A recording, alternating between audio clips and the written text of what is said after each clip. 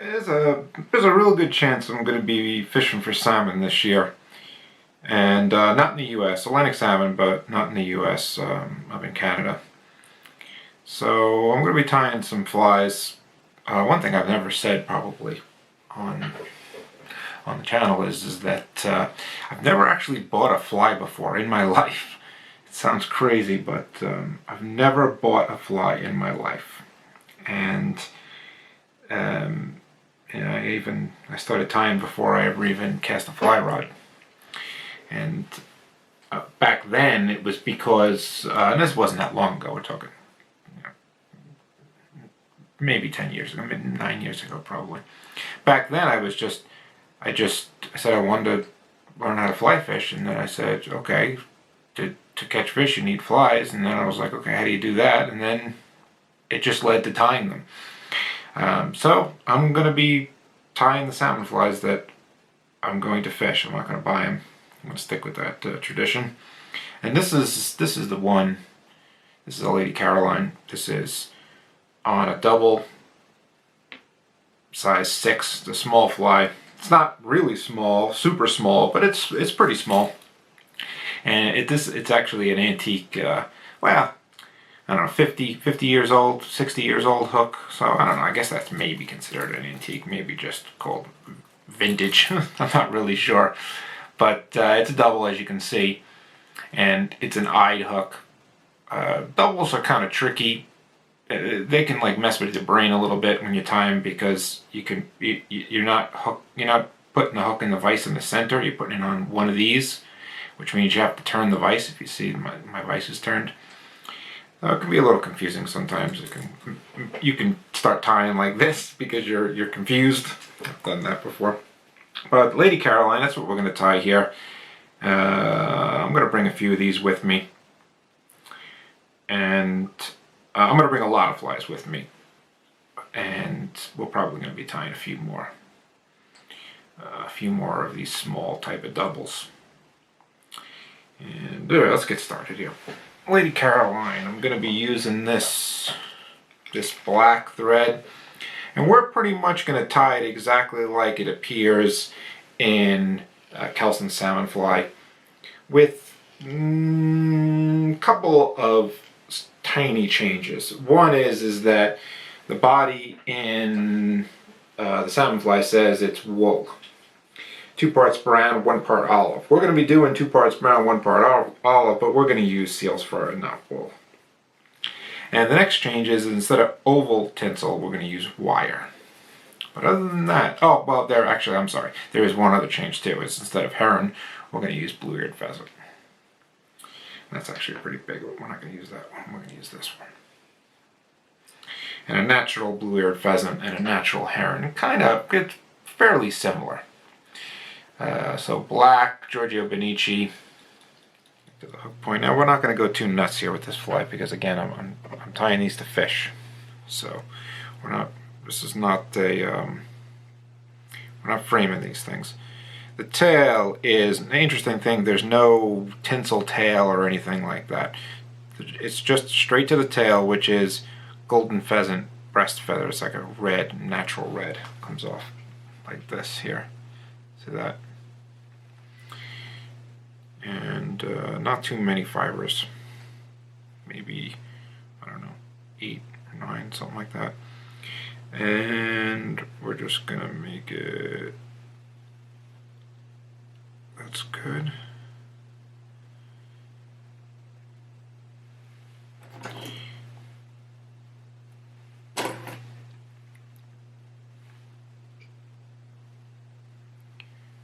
Okay. Wire and flat tinsel. Wire and flat tinsel. The flat tinsel I'm using is a small, and it's an actual tinsel.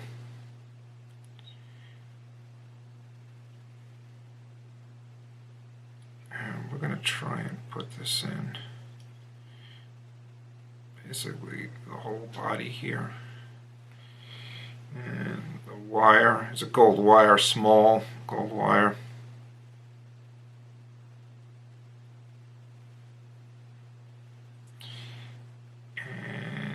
let's tie this in. When you tie these in, make sure the flat and the wire are not on top of each other. It's going to be tough to bring them up if they are. Now, so I said fur. Fur is two parts brown, 1 part olive. So this is exactly that mixed up in a coffee grinder, coffee bean grinder. If you could see, they knew what they were talking about back then. But that matches perfectly. Yes. Now, let's get some wax on this.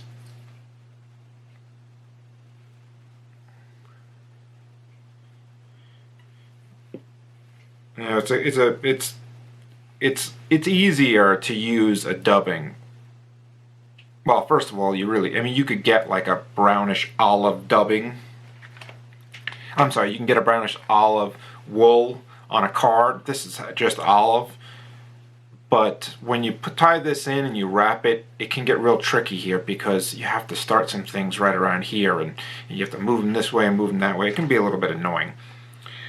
So the dubbing is easier, and that's how it's said in Kelson's book. It's well, it doesn't say dubbing, but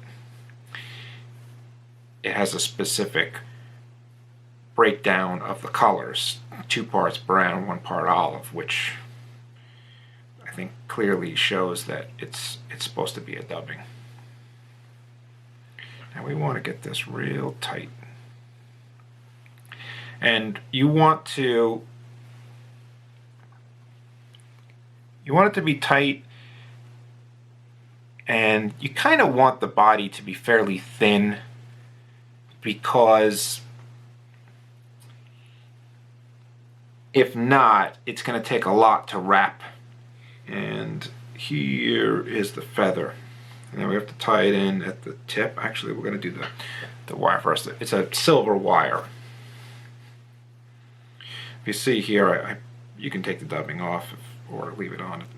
The thread, it doesn't make too much of a difference. The silver wire is small, same as the gold.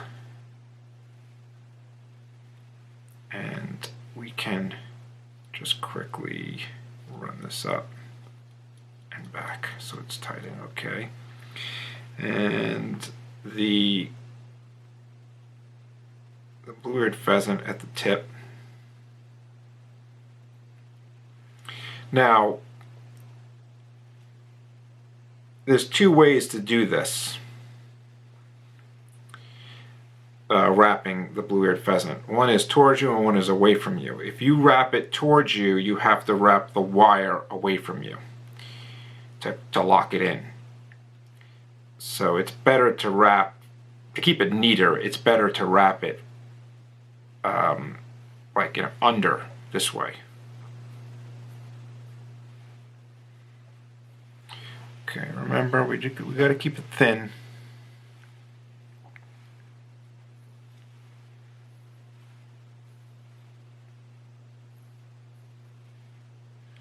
We can clean up the body too before we wrap anything. You definitely want it thin when you get to the front because it'll help get that wing to sit better.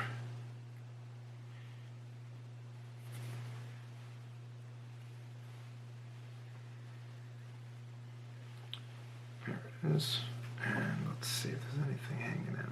Wet your fingers, bring all these fibers forward,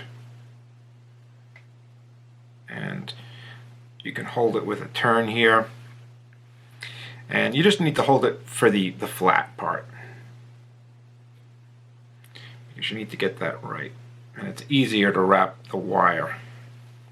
So this is the tip right here. See that? Part of the tip.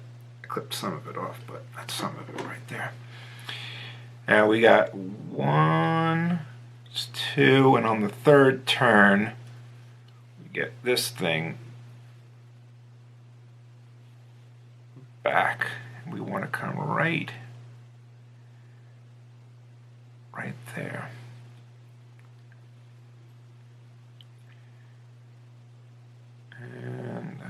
4th, and that's the 5th. And now we don't need to hold this because this is just the wire. We know what we're following. We just move it out of the way.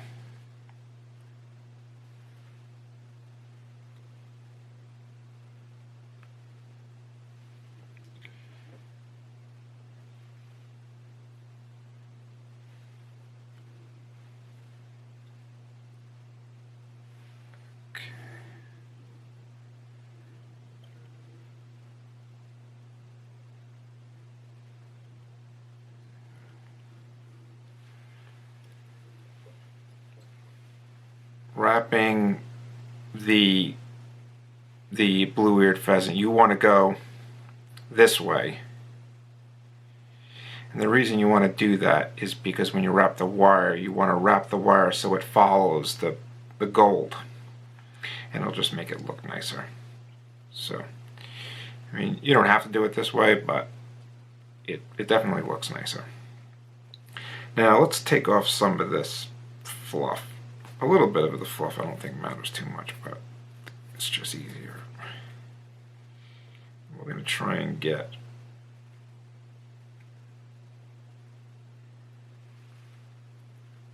there we go. And yeah, I think that's it. It's a little tricky. I don't want to catch anything in.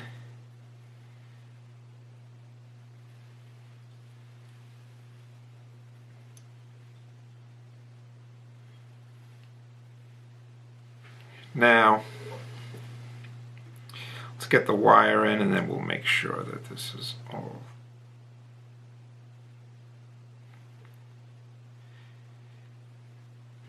straight.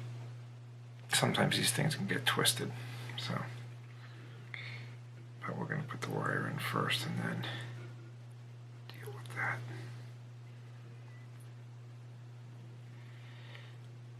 So now the wire is going to follow everything, so it looks neater this way.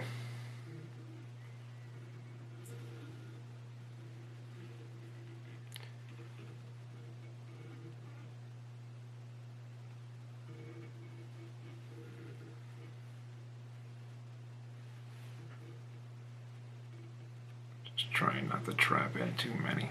I mean, you're gonna trap in stuff, so I mean, it is what it is. But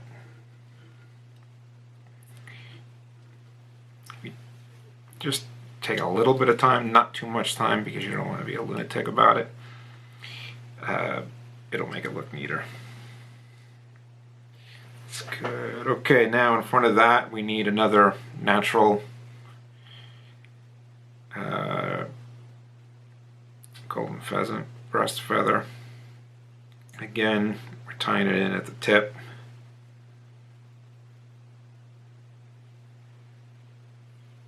Okay.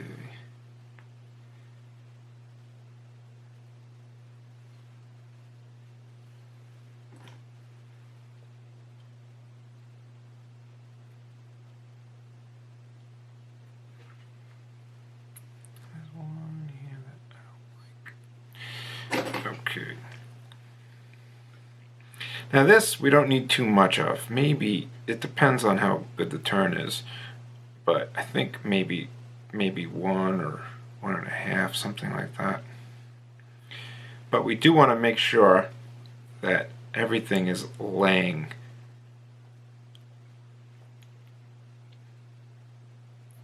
back. Sometimes people like to tear off one side so that it lays nice, but that means you really need to do twice as many turns, and I'm not really too into that. Let's take a look.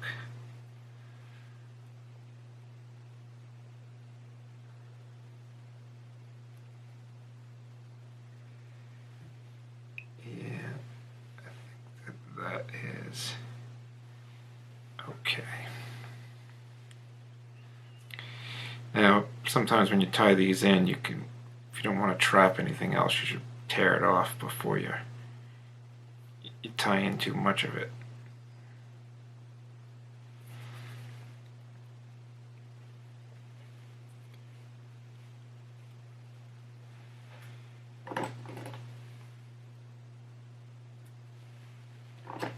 And let's see, do we want all this stuff? Let's take a look. Is it too dark? No.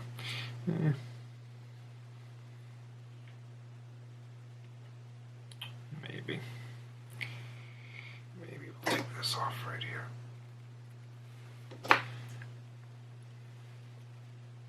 Wing, bronze mallard. Now you need kind of a small one for this size, and you need a left and a right. I mean, this is okay. This is one side,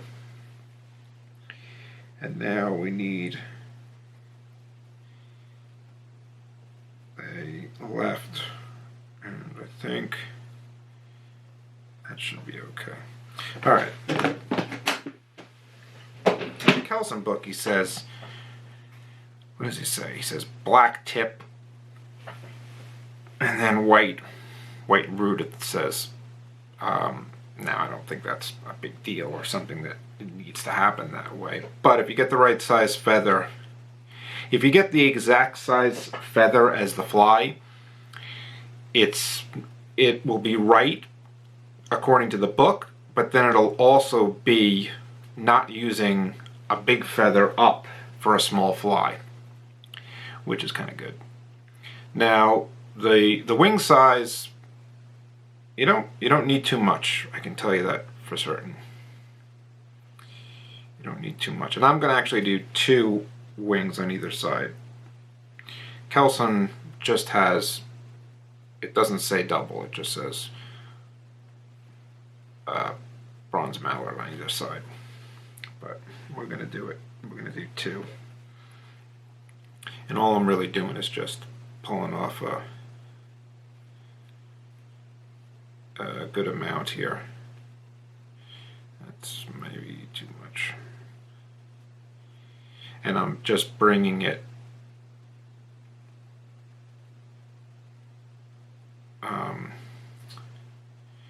from the stem so that the tips align like that.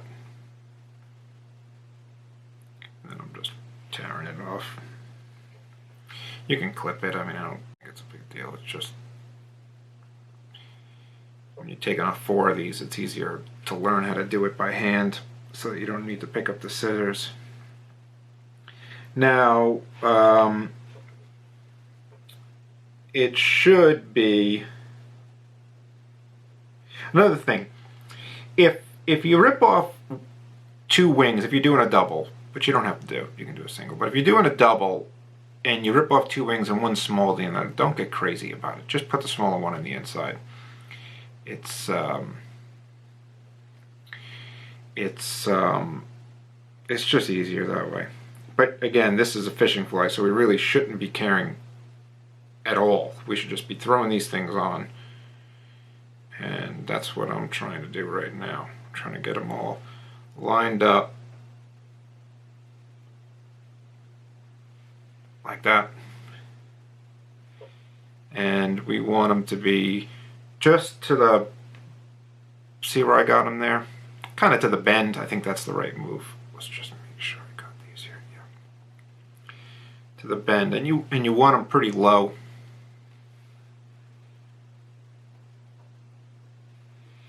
And we're just going to bring this up to here. Yeah, as low as you can get them. So fold them over and make sure you got them here. Make sure it's low.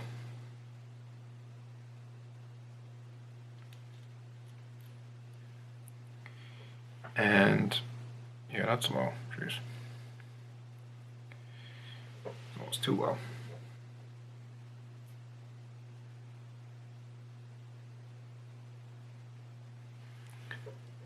Yeah, that's good.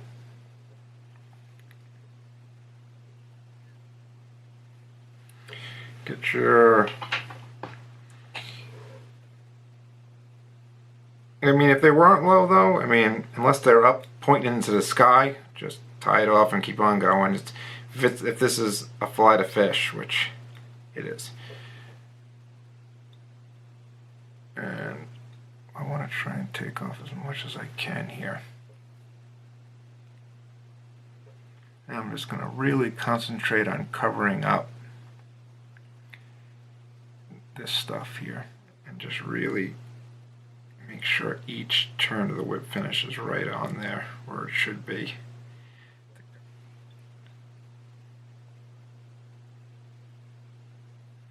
That's good, and then after that we can head cement it. But wing is looking good. I mean, I think you can see, can you see it? Yeah, so other side is the same. And 2 on either side. Now you don't have to do 2 on either side, but honestly I feel like it's not that much harder. It really isn't. Especially if you make that bottom one a hair smaller on purpose. But it's really tough to make them the same exact size. It really is. So it's likely that one is going to be smaller. Just try and figure out which one it is and put it on the bottom, and that's it. So a Lady Caroline on a size 6 double, old low water partridge. I think this is looking pretty good. I'm just gonna add it to the box. And if I go, everybody's gonna know about it because I'm gonna be doing some videos on it for sure. But for now, we're just gonna be tying. Yeah, needs a little bit more super glue. All right, let me get out of here. Lady Caroline, Kelson, thanks.